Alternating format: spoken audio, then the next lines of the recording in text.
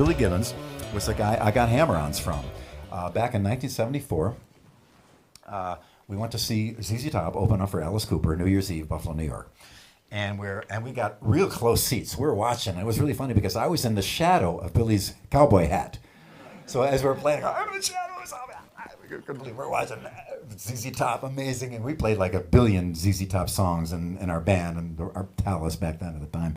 So this was 1974. Nobody ever touched the bass or guitar. Did not exist. Unheard of. No one ever. This was unknown. Never saw it. Nobody did it. Period. Now you see everybody. That's all they do. Sometimes is all up there, but never happened. So we're watching Billy Gibbons. Like, what? Like, we couldn't believe our eyes. Oh my God! Did you see that? Unreal. He touched the note, and another note came out.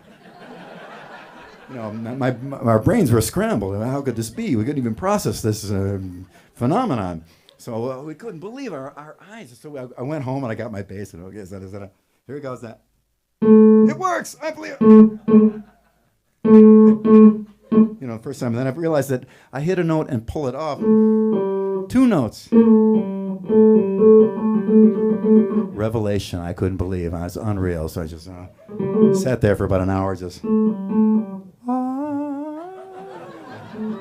So then eventually, years later, and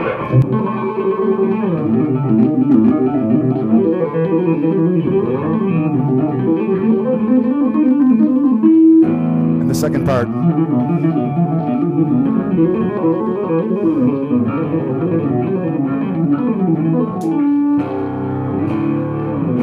thank you, Billy Gibbons. No, but this is the Yamaha Attitude bass. Of course, it has DiMarzio pickups in it. It wouldn't be my bass without the DiMarzio pickups in it. This is the prototype color of the new version of the Attitude basses. They're going to be red and black. The only difference is now they're doing, instead of a push-push pot, it's a push-pull pot. So you push down or pull up. The reason why I use the neck position pickup and I have it on this bass, the tone I have here now is nowhere near the kind of tone you need in a band. It's way too thin.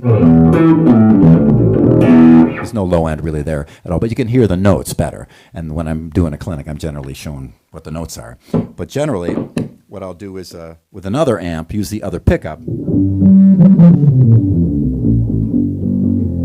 Be just super, super deep, low end.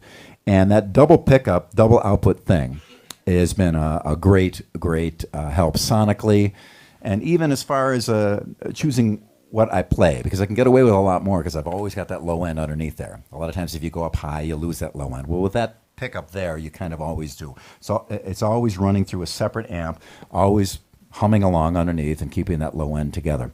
I went with the DiMarzio Model 1, which is underneath this here.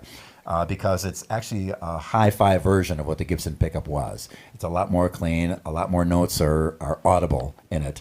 And so when I had this bass made by Yamaha, I insisted that they put the DiMarzio Willpower pickup here and the Model 1 here. And it's a very P-bass-ish sounding bass. The things we've changed on it, of course, the cutaway is in a little deeper. So you can get up there, the P-bass is about here, I guess. And the neck-to-body joint, even though there's only 2 screws in the back, this neck goes, a tongue of it goes underneath that pickup and bolts in from the front. So in the old days, my P-bass, when I would do the neck bending, the neck would snap out, and the strings would be like this. So I used to have to do a little chiropractic treatment and go and snap it back.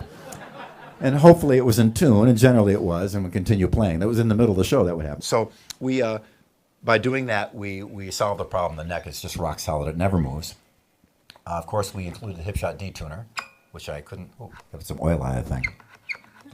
Also, the 1, 2, 3, 4, 5. The top 5 frets are smaller frets on this bass. You know, you can do that on any bass if you want.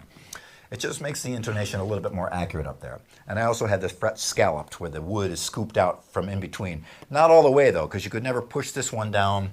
And anyway, you bend these this way towards the scallop, but this way you can get